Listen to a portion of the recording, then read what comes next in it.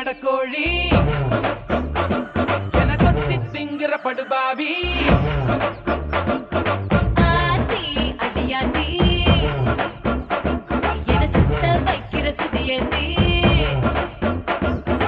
அறகுற வயசுல மயக்கிற சயசுல கருமென இனிக்கிற எருமனி அழைக்கிற உனக்குள்ள என்ன வச்சு உண்டியல குலுக்கிற பரபரப்பா இருக்கு சிலனோடு சிரிப்புல சிறையில அடைக்கிற தின தின மனசுல கலவர நடத்துற முடி முதல் அடிவரை